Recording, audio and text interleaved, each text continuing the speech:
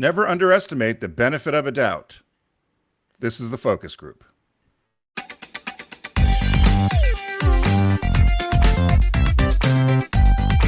They're all business, except when they're not. It's the Focus Group with Tim Bennett and John Nash.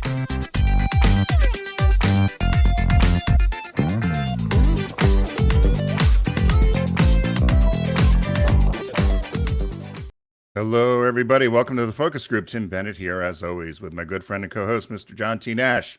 Find us here every Wednesday. Also, don't forget to check out our podcast, which is TFG Unbuttoned, which is released on Tuesdays. Find all of our media housed at focusgroupradio.com. While you're there, you'll also see some of our sponsors that are there, including Deep Discount. And as many of you know, the whole month of September has been Criterion Month with Deep Discount and Criterion. So John will, later on in the show, give you some opportunity in a game called Pick That Flick to win some Criterion discs. And if we run out of discs, maybe some of our famous Focus Group radio socks, or maybe both. Who knows? How generous is John today? I'm always generous when I'm doing the mailing lists. Are you?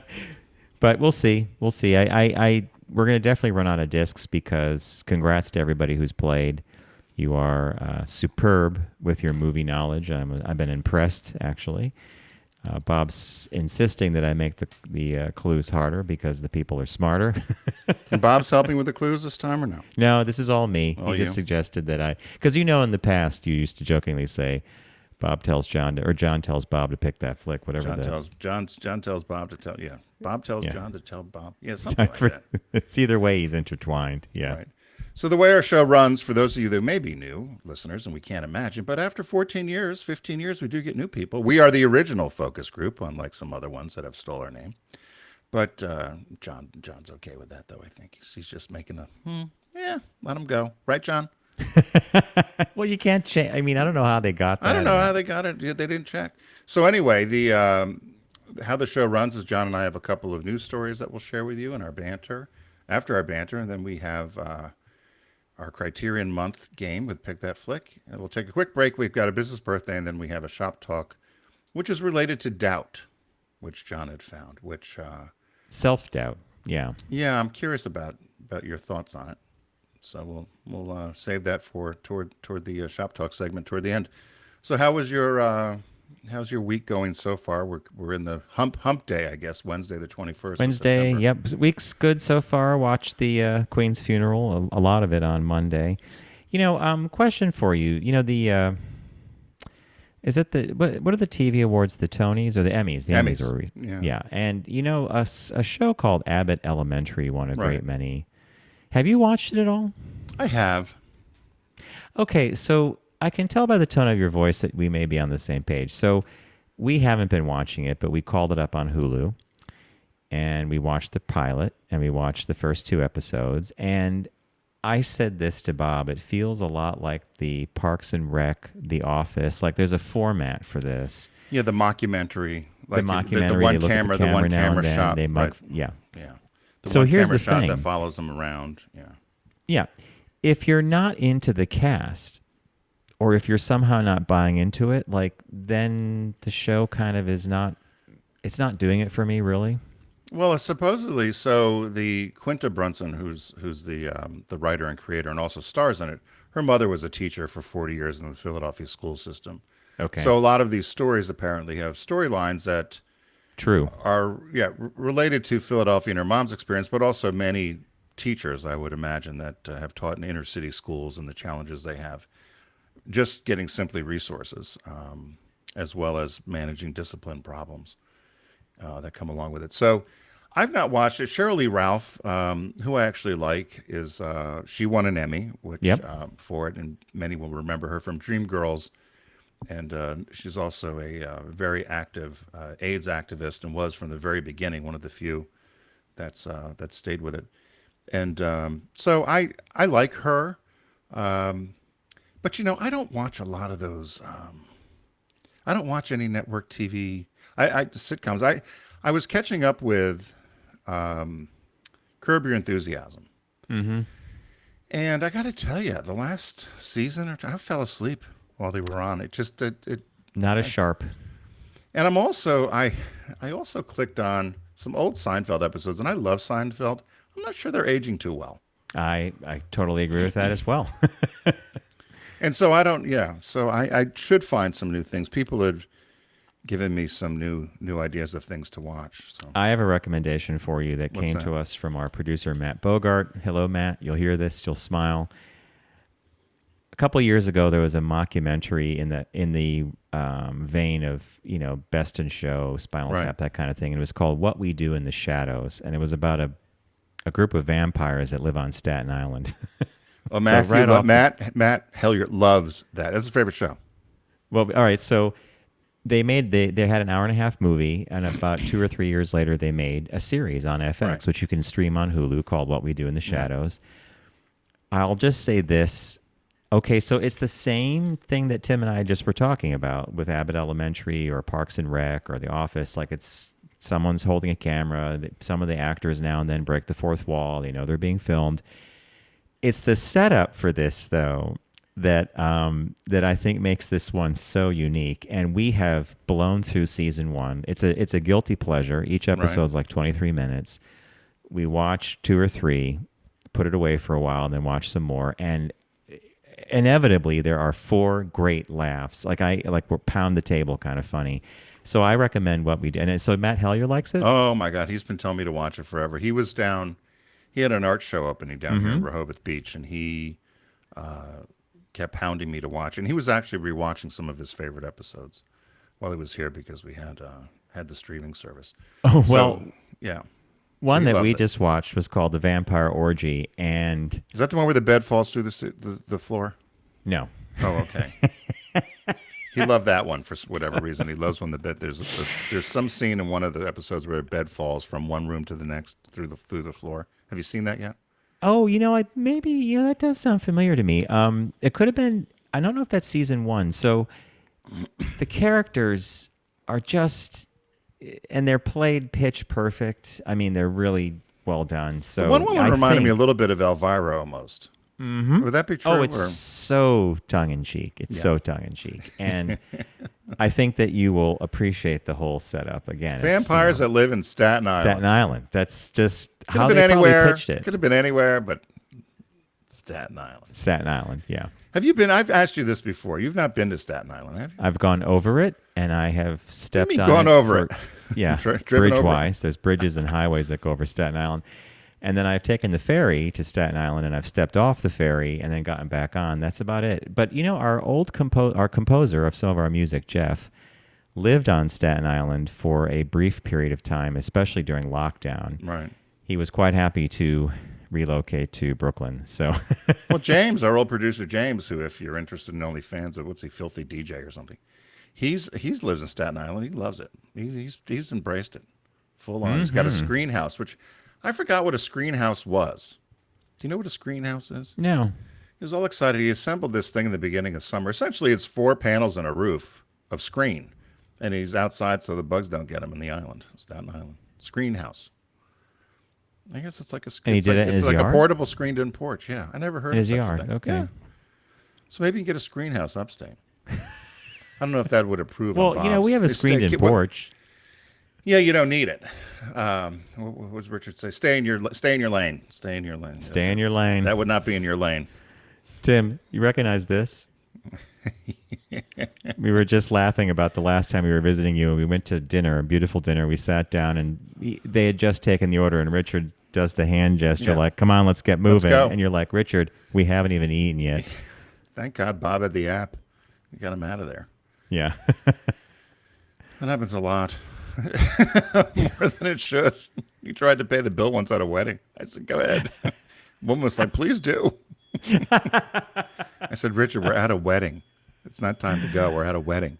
Get the check. Get the check. I said, we're at the reception dinner. I'm paying. She's my friend. I said, oh. Okay. Nice to have friends like that, huh? The server looks at him. He just said, whatever. Yeah. So anyway, welcome to my world. So, Mr. Nash, what caught your eye this week? What caught your eye? Here's what Tim and John found. What caught my eye is, in my opinion, sort of a gruesome story, and it involves cosmetic surgery. And the headline simply is, men paying to get taller by having their legs broken. Have you heard of this? No. Okay.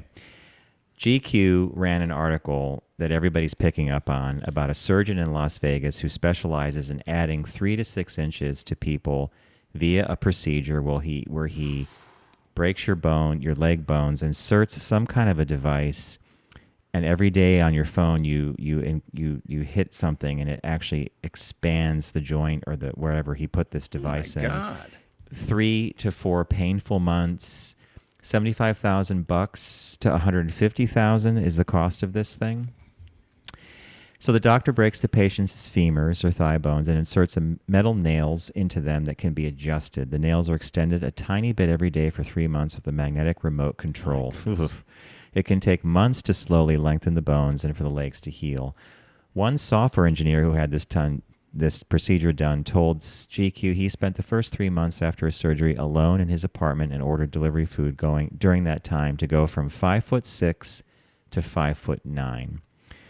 The procedure costs between $70,000 and $150,000. Yeah, I know, depending on whether the patient wants to grow 3, 4, 5, or 6 inches. And the common denominator in this doctor's client base is that they're wealthy, but they vary by profession. GQ reported that he treated CEOs, actors, and finance employees, and a bevy of high-earning tech workers, mostly men, but some women, have come in for the procedure. So I went to the actual GQ article, and the thing that stuck out for me was this paragraph here about why someone would do this. Why would someone like the person they're interviewing was named John? Why would someone like John, handsome, confident, funny, a father to 3, shell out for a procedure that costs more than a Tesla and results in months of agony for a couple of extra inches? It's not like he was particularly short at just shy of the average height of an American man, 5'9", but the opportunity to be above average was too good to pass up.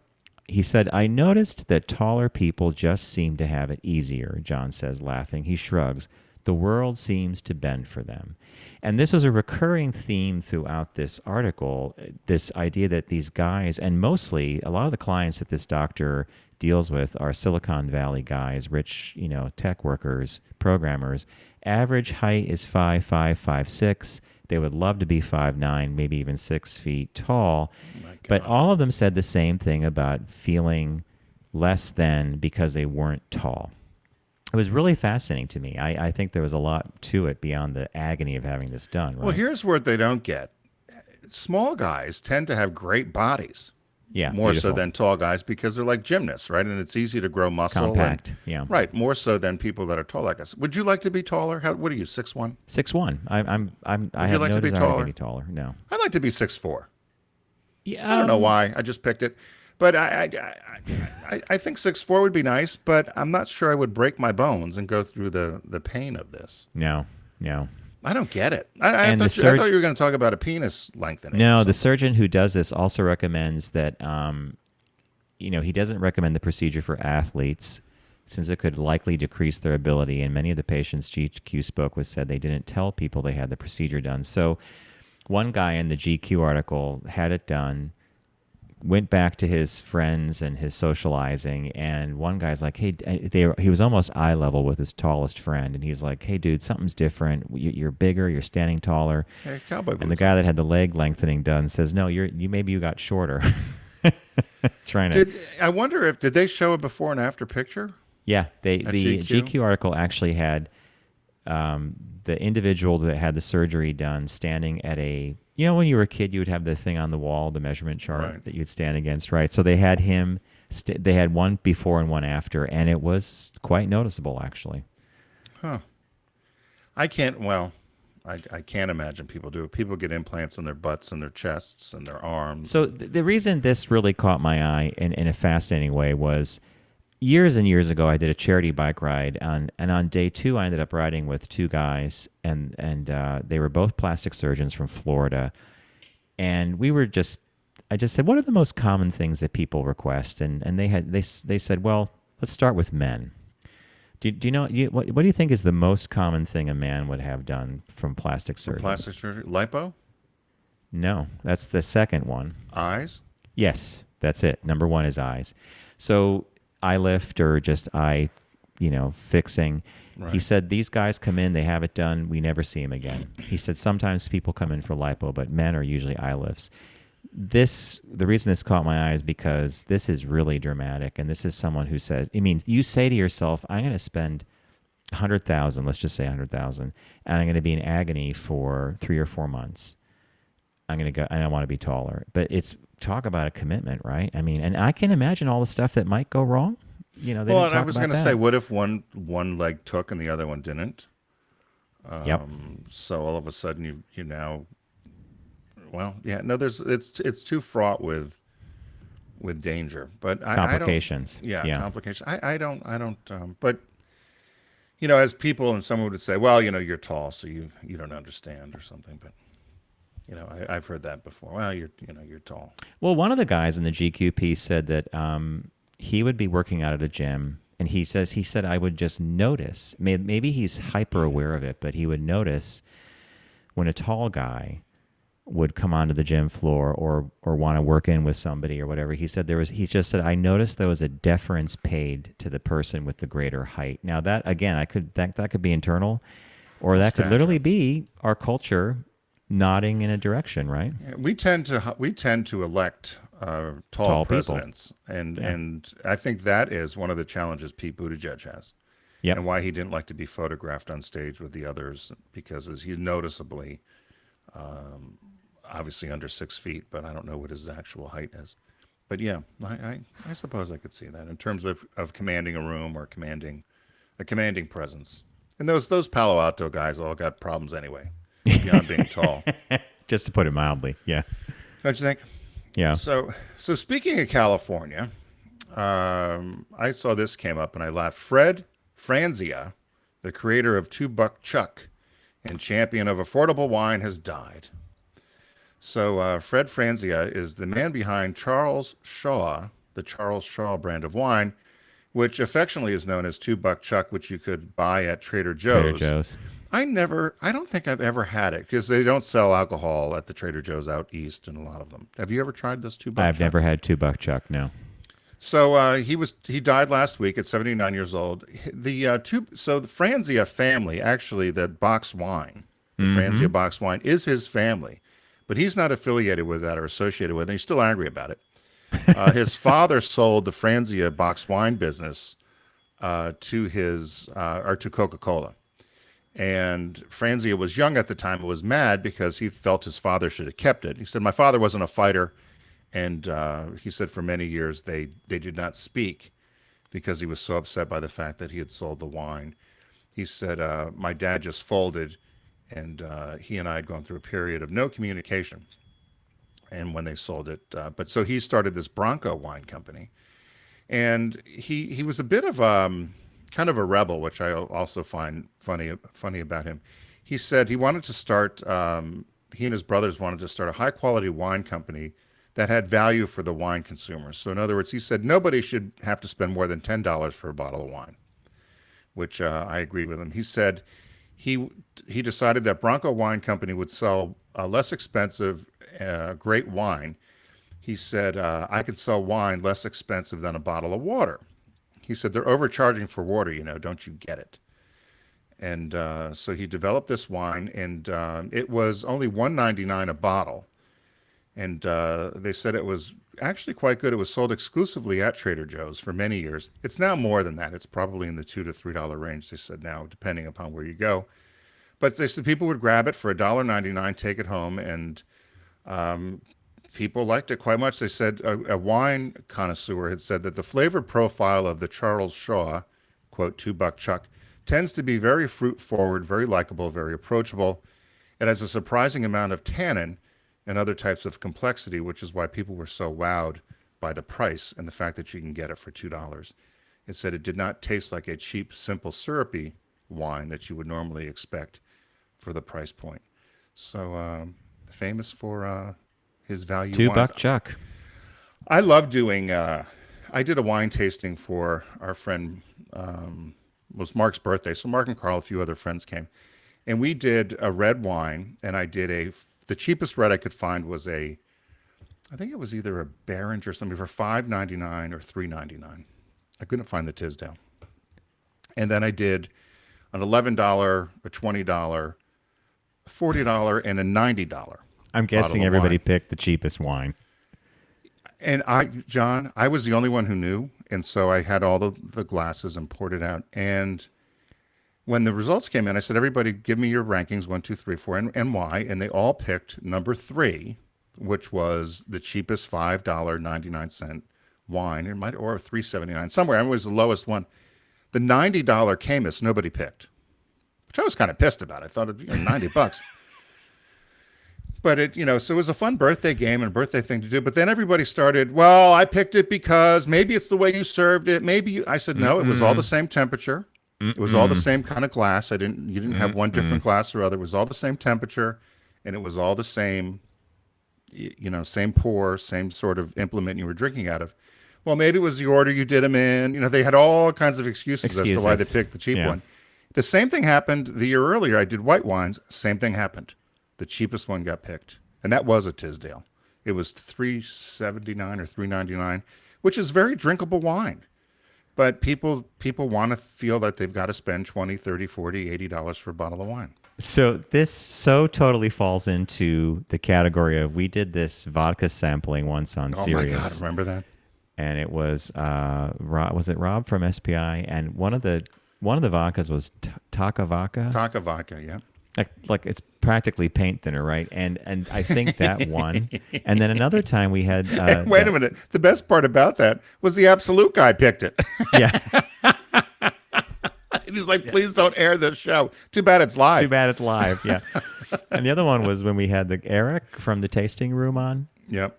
Same deal. We had this, we all picked one that was affordable yeah. Yeah, I love those things. So that was that's what caught my eye this week. So as we mentioned earlier on the show, Deep Discount's been with us here on the Focus Group, and this month is Criterion Month, and we play a game called Pick That Flick, and I'm going to turn it over to Mr. Nash and explain to you all about the game and how you can win a disc from Criterion. Take it away, Mr. Nash. Last week of our Pick That Flick Criterion Collection game, and it's simple. I'm going to play a clue, an audio clue. If you know the name of the movie this clue was taken from, send us your guess to letters@focusgroupradio.com. That's letters@focusgroupradio.com. You might want to include your mailing address if it's an email you don't check too often. But that's it. It's pretty simple. And I want to just thank everybody for participating, sending your great notes. A lot of people have memories of the game being played on Sirius. I'm going to do all the gifting and the winners in about 2 or 3, after these shows air, because I'm going to make sure everybody either gets socks or a movie. So here is this week's clue, the last week of the Criterion sale, or the last time we're playing Pick That Flick, I should say, for Criterion Month. But here you go. I heard a very sad story about a girl who went to Bryn Mawr. She squealed on her roommate, and they found her strangled with her own brassiere. All right. Tim's puzzling. Let me play it again for you. This one might be one I know for a change. It could be, yeah. I heard a very sad story about a girl who went to Bryn Mawr. She squealed on her roommate, and they found her strangled with her own brassiere. All right. If you know the name of that movie, letters@focusgroupradio.com, and you might want to include your mailing address as well. We do have a new release this week, and the movie is called Vengeance. This is a movie I have not heard of before, although it is all about this B.J. Novak, who wrote and directed the piece. So a Brooklyn podcaster named Ben came to West Texas at the behest of his family and of Abilene Shaw, an aspiring actor and occasional hookup, found dead in an oil field. The Shaws weren't buying the cops' conclusion that it was just an OD, and Ben's choice to pry into the case and get some broadcast material takes some absurdly bizarre turns. Satirical whodunit. There's a key. Satirical whodunit stars Ashton Kutcher as well. So the release this week is Vengeance, and it took me a minute to think this, but satirical whodunit, which means it's for the laughs. Very good. So there you go. So again, Criterion Collection, we want to thank Sarah over there. We want to thank our partner at Deep Discount for providing all the discs that we're giving away. Want to rewind a little bit? You'll hear the clue again. It's called Pick That Flick. If you know the name of the movie, letters at focusgroupradio.com. We are going to take a super quick break, and when we return, we have a business birthday and a shop talk. So stay with us. We'll be right back.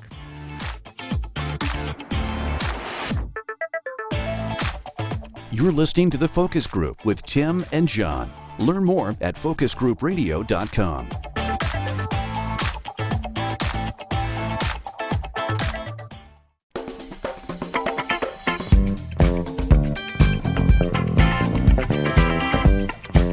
Now back to The Focus Group with Tim and John. Available pretty much everywhere.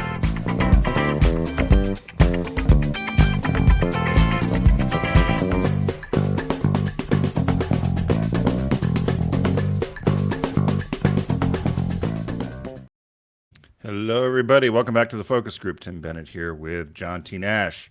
Be sure to learn all about us and all of our programming at focusgroupradio.com. One of our segments here that we've done and we keep doing because people tend to like it is our business birthday. So without further ado, Mr. Nash. Everyone does celebrity birthday greetings, but the Focus Group is the only show in the universe that celebrates business birthdays.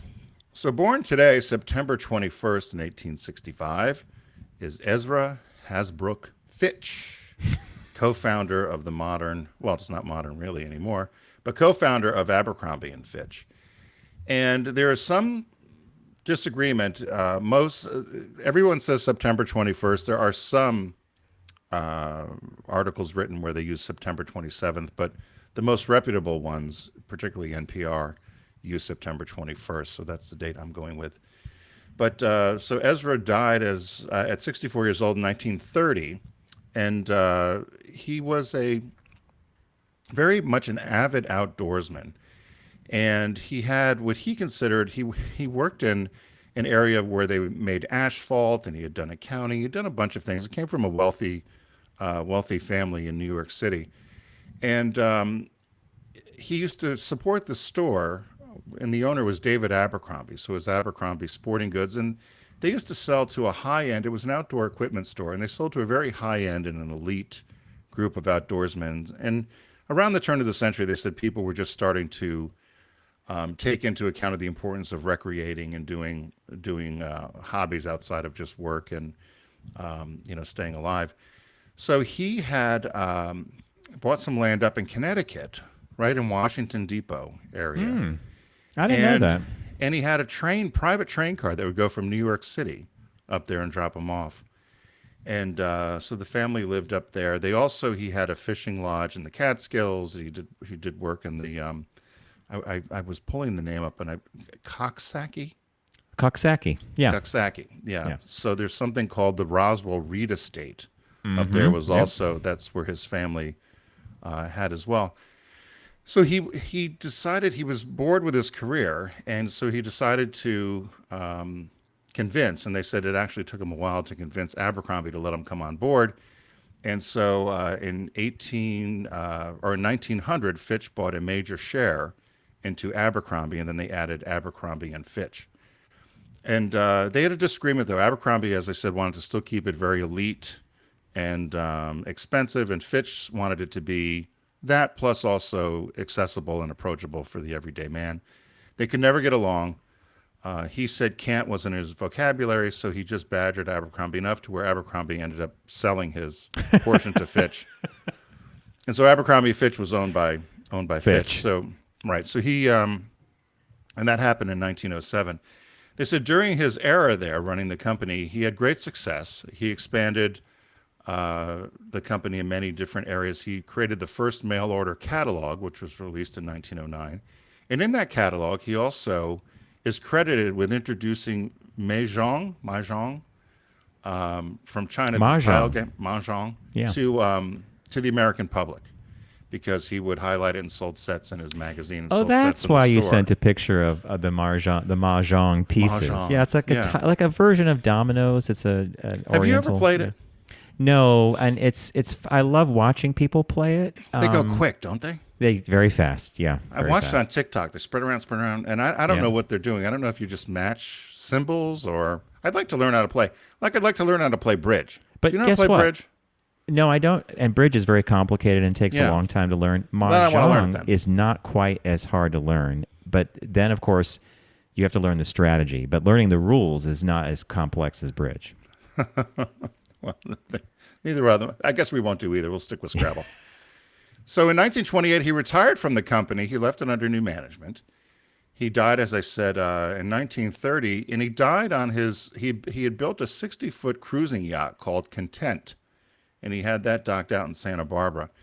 And he decided he was going to go move and live on the boat after he retired. So he left the East Coast to go to the West Coast, and then ended up dying on the boat. Wow. A couple of days later when he moved on there. And they tried to sell the yacht, and eventually, many, many years later, the yacht was bought by Johnny Depp. Oh my God! And Seriously? Yeah. And they said the boat was sold and purchased by Johnny Depp eventually after it changed hands a few times in the early 1900s. They said it's now a tour boat in British Columbia.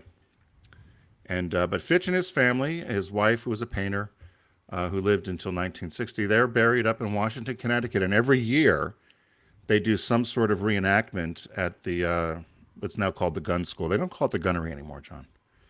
But there's the in the Rumsey Hall. So they do an enactment there with all the descendants from the Fitch family, and they put together because they used to do an agricultural fair there, whatever. But they partake in that each year in Connecticut. So happy birthday to Ezra Fitch. We know as Abercrombie and Fitch. You included a very sexy picture for me. Thank you. Well, I struggled because there was a lot of them you could have picked from. But I wondered, I'm glad you brought up the picture because I'm wondering, we all know what happened to Abercrombie and Fitch, right? It got bought by Limited Brands, I think it was. Yeah. And then they went off the deep end and got rid of the croquet sets and brought in nude models. Or Bruce Weber, basically. You'd be embarrassed to carry the bag around if you shop sometimes. And so I wondered what he would have thought of what happened to the Abercrombie brand, Abercrombie and Fitch brand. I don't know. Tim, I love this birthday because I remember there was a original Abercrombie and Fitch down by the South Street Seaport. Yep. You'd go in and there would be fishing tackle, cologne, croquet sets, hats, anoraks, like outdoor stuff, right? Polo mallets. Yeah. There you go. And then for all your polo playing. Tents. And then fast forward, 8 or 9, 10 years maybe it wasn't even that long. Suddenly you see every, young people and parents carrying these bags with these incredible Bruce Weber images of half or naked men or half naked men. And if you were a gay New Yorker back in the 90s and early 2000s, you thought this was the most hysterical thing because all these bags are everywhere. And of course they had the shirtless greeters in front of the stores, the whole bit. But it was the farthest thing from a tackle and an outdoor, like kind of supply store than ever, right? Well, and during the transition, they had the clothing quality was fantastic. I still have pieces from that era before they started putting the big AF or Abercrombie and stuff. There's just the indoor label, but there's the quality of some of the flannel shirts and some of the rugby shirts and things I have is unbelievable. I still wear them now. And so I used to love the stuff. But you're right. They also did a great, they were one of the first stores, there's only a handful, that actually used smell to lure people in. Remember the stores had, because they would pump in that smell of that cologne. Yeah. So you'd come in. But you're right. And then it got to the point where as we got older, I think it was around 2010 or 2001, you didn't feel comfortable going in there. It was almost a little bit weird. Didn't you think it was a little weird? And then they had Hollister, which it was also a brand from them, which had that little pinpoint lights and stuff. I remember going in with my mother. She goes, "I can't see a thing." I said, "That's the point. The lights out. That's the point." With just a little pin light on each shirt would hit or something. But yeah, they lost their way. I think they had a good run for when they changed it. For 4 or 5 years, and then, they got in trouble for. Isn't there a documentary about them for racial profiling? You and I watched that documentary, and we were amazed. There's all sorts of fallout. Bruce Weber was accused of sexual misconduct with the models. The guy that ran Abercrombie, all that stuff leaked out about how if you flew on the private plane, how you had to dress, what you had to do. I mean, it was just insane, right? The models had to be a certain size. Yeah. And you only weren't allowed to wear certain things during certain times. You weren't allowed to look them in the eye. Yeah. Yeah. No, craziness. I'll have to watch that again. It was a good watch, and Yeah. it also the arc of that story matched the arc of many retail chains who had a flash in the pan or something unique about them. But it was the Abercrombie guys that used to stand out in front of the store the whole bit. They had a lot of firings and a lot of management issues with not hiring. You know, they had all these secret codes. You don't want someone in the front of the store. You want back of house, you know. Yeah. So they got caught by all that. We'll hire you. We're back here. Yeah, we're gonna you're work going to be in in the the back in the stockroom. storeroom. I want to be in the front. Well, didn't have that problem at Marshall's and Walden Books, did we? No, they did not. Everybody to the front. So that was our business birthday. The our shop talk, John had found this, and I'm curious, John, on how you digested this, I guess. But the headline is, I'm a behavioral scientist. Here's the 3-step exercise I've been using to beat personal doubt. So they question, have you ever doubted yourself? And they said, it's a human experience to fret over who you are and why you do what you do and what direction you're heading in. So for those superhumans who claim to not experience any self-doubt, my professional opinion is that you're lying to yourself. I said that's kind of like someone says, oh, I don't have any regrets. Everyone has a regret. Yep. I don't care what it is. People have regrets. Nothing's wrong with that. So they talked about personal uncertainty and informational uncertainty. And I'm going to post this to our Facebook page because I thought it was a good lesson. I didn't do the chart yet, but I thought it might be something interesting for me to do, and I'm sure a lot of our listeners would like to try to do the chart as well, which had the self and personal attributes and self concepts. But what was your takeaway from this? Well, you set it up perfectly. Personal uncertainty is extremely different from informational uncertainty, as Tim just noted.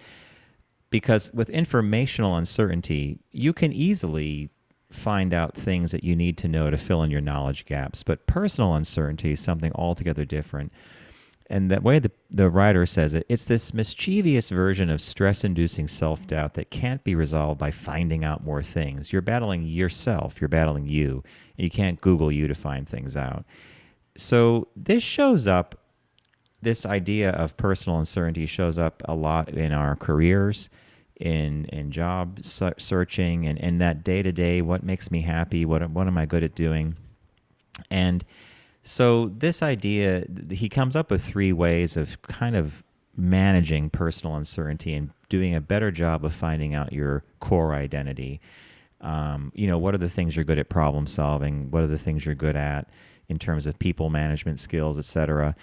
And he goes further to say the solution is to dive into self-complexity. So he says high achievers have multiple layers to themselves. They diversify their identity portfolio, so to speak, like a broker does with his or her assets in order to mitigate financial uncertainty. So what he means is the opposite in this case is someone who has only one version of themselves. I'm a plumber. I'm an electrician. I'm a car salesman or whatever. For these people, if there's a hit to that version of themselves, they don't have any other places to fall back on, and the self-doubt becomes all-consuming. So in order to get around either of these, he says there's a couple of exercises, and one in particular that Tim alluded to, this little chart thing that you create.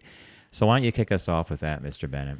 Well, before that, I did want to ask you about this, the battling, where it says you're battling yourself, and it's something you can't Google.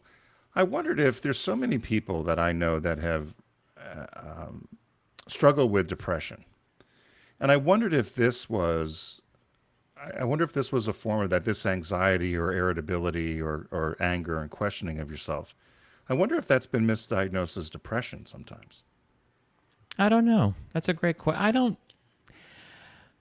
I could see where this type of thinking. If you always doubted yourself, if you doubt yourself all the time, I'm no good. I'm not going to get anywhere. I'm not. It could lead to depression, for certain, But I'm not sure that, when I always comment on this. When I was years ago, I had an experience where someone was talking about depression, and they were clinically depressed, and they were on medication, and they asked me what I thought depression was. I'm like, well, I have some days when I'm down and I'm blue. No, that's not. Depression's when you can't get out of bed. You don't want to get out of bed. You don't have the energy to do anything. If you don't want to lift your head, I've never experienced that. Which would just be horrible, right? Yeah, maybe a day or two. So what was the question you would ask? I'm sorry, I got you off track there. All right, The question about...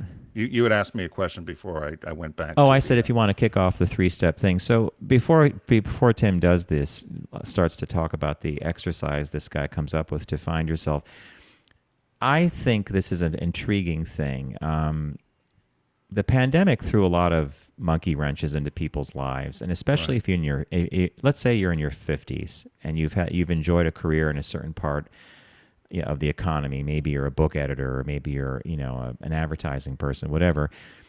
But the world changed pretty quickly in 2.5 years, and a lot of people are thinking about what I want to do as my last chapter, all this other stuff.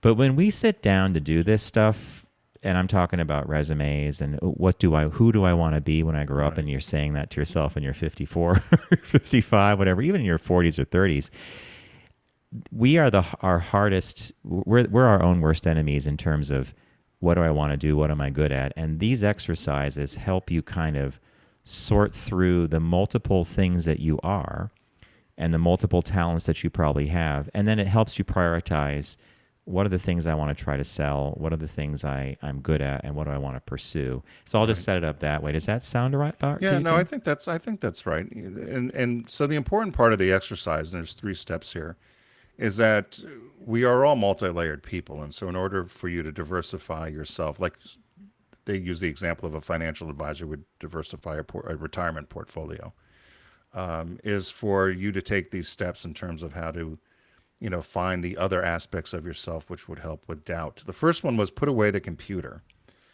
And they said it's as easy as setting a timer and removing all distractions. This means no phone, no computer, no digital devices of any kind. It's old school pen and paper. And they said this is important because the pen is mightier than the keyboard. And I never heard of this. The somatosensory? Somatosensory experience of putting pen to paper sends signals to the brain that help encode and affect lasting cognitive change. So this is not something you would do on your computer. It's take out a piece of paper and draw a diagram, which you and I both love to do. That's how we do our presentations still. Yep. What was the second thing? So following up on putting away the computer and the pen is mightier than the keyboard, it's this idea that when we handwrite, we are making a very strong connection between thought and word. So that leads to the second one, which is write about different versions of yourself. With pen in hand, the next thing to do is think of different versions of the self. Importantly, it's a pragmatic exercise in self-reflection. It's not a time to question one's own sense of self from an abstract philosophical view. Doing this can lead to even greater strength. So he says, with a pragmatic focus, the next thing is to draw and map out a hypothetical self-concept. And what he did is he put an example below, and I'll describe it to you. But it's usually a person will have at least 2 self-concept maps. For example, one is a work self map, and the other is a life or a non-work self map. So what he drew here was like a cascading diagram. So there's a box at the top, and it says work hypothetical self, and in it he put you. And then the next row down was self-concepts that people had come up with or that someone had written down. And self-concept is he's a senior analyst, ad campaign guru, networker, programmer, training specialist. These are like what's your talents what's your professional ID, right? That's kind of your. Excuse me? It would be like, what's your professional ID? Yeah. So if you were a creative director, you were a animator, right? Videographer, whatever it may be. Right. And then the personal attributes under that, in this case, he has hardworking, tech-savvy, social, focused, disciplined, respectful. And you see how those are different than the actual tasks at hand. So the middle row that Tim just indicated, the senior analyst, whatever, those are someone's self-concepts of what they are good at doing. And the bottom row is that personal thing of, these are my attributes. And then the last piece here was... I wonder, before you go to that piece, before you finish there, I was wondering about the personal attributes. These were all very positive, I thought. I wonder if somebody said, I'm undisciplined, or I procrastinate, or... I wondered or this was all supposed to be positive. Tim, I would say that if you're doing pen to paper and those things come out, I think they're valid, right? Because that also tells you about your work style and how engaged you are. Right. Okay. So, and then you have to rank these things, right? Yes. Yeah. So they said from 0 to 10, rank each of these, either the attributes or the concepts. the self-concepts or the personal attributes, from a 0 to 10, 10 being the most important in terms of how you score. And then you'll come to, I guess, connect to figure out where your strengths are in terms of doubt, right? That was the only part that I was a little bit trying to figure out is, okay, once I get that number, what does that tell me? Well, he's using this kind of Venn diagram thing, and there are other ways of doing this. If you've ever worked with a career coach or someone who's helping you guide this process, they might just ask you to write your 10 attributes that you think about yourself, and then you match that, or you look at another list. But he basically said that once you connect so he's done this diagram thing, and once and Tim's going to post this to Facebook, but once you connect the lines, you have a much better concept of, you get a clear sense of what part of yourself is that you are most certain about. And going all the way back to this headline and how we set this up, the one that the part of yourself that you have the least amount of doubt around. I'm a good speaker. I'm a good collaborator. I'm a tech. I'm tech savvy. I'm all these. And when you see the clustering of these things that are all good, those are the areas that are your strongest because they lack. You don't doubt those areas about yourself. You have good strength there. And then, and his conclusion with his diagram was that he was solid, stable, and predictable, and that those were things that were certain about him that he would never doubt. He was also creative. I thought that would be interesting to see. I didn't know if it was a self-fulfilling prophecy when you did it, and that's why I wondered about some of the attributes. But I guess it's being honest. He doesn't give you an exact number to do, right? In terms of attributes, he just did this diagram. But as John said, we'll post this to Facebook, and you can take the test and do it yourself and see if you agree with it. But I thought it was a good exercise because I think we all have doubts at certain times. Or you get kicked down, and particularly with people, as John noted, with the pandemic, kind of turned everyone upside down, particularly with career, and you can beat yourself up a lot. But this would help you say, these are the things that these are the things of which I don't have doubt. Yeah, and ultimately that's a really positive thing. So I know that we might have confused folks with how you get from A to B to C, but basically it's, if you follow some of this stuff on paper, you might not have to do a chart or something, but you will notice very quickly that there are clusters of things that you gravitate to because they are things you don't have doubt about. You do know you do it. You know you do it very well. And I think at the end of the day, this is a very self-empowering exercise because it helps you plow through all this doubt. And I'm saying it as if I've experienced it because I do all the time. It's like, and many people will relate to me saying this, like all of us can do a couple of different things pretty well. But let's say it comes down to someone saying, what is the one thing you want to do that you're great at?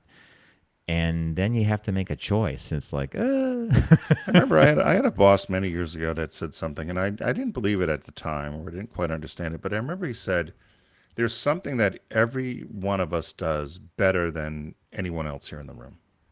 There's one thing that you can do better than anyone else here. And whether that was professional or whether it's a personal thing.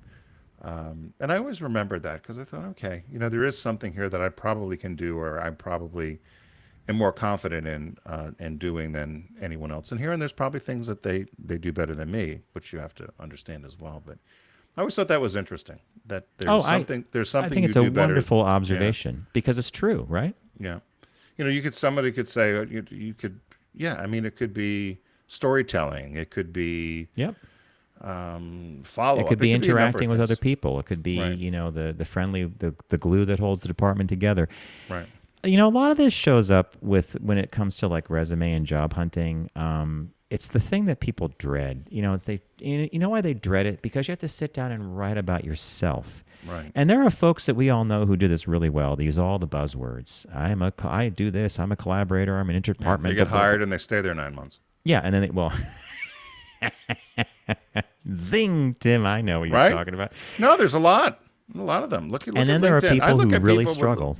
I look at some LinkedIn profiles and they'll have 11 jobs over 11 years. I'm like, 11 years, okay. yeah. And again, it depends on age, but that's funny you bring that up, because someone recently commented to me that I am a product of a certain generation that valued longevity in a job over leapfrogging around. And I just thought that was funny, because back in the day, if you were at a job for 10 or 12 years, you're a good candidate. Now, if you're there for 9 months, it doesn't matter. You want to move on. Yeah, loyalty doesn't mean much anymore. Yeah, so I think that, again, check this out on when Tim posts this to the Facebook page. It's a very short article, but I think it's an interesting exercise that you can do to kind of get your mind in the flow of how I want to talk about myself and who do I want to be, or I'm already this person. How can I convey that and be strong with it? All right, that's going to wrap it up for us, folks. We want to thank you for joining us today. A big thanks to Deep Discount. The release this week is Vengeance, and we played Pick That Flick, so if you want to rewind and hear the audio clue and then send your guess in, by all means do that. Look out for TFG Unbuttoned on Tuesdays, and of course our show on Wednesdays, and everything is always available at focusgroupradio.com. Everybody have a great week and stay safe.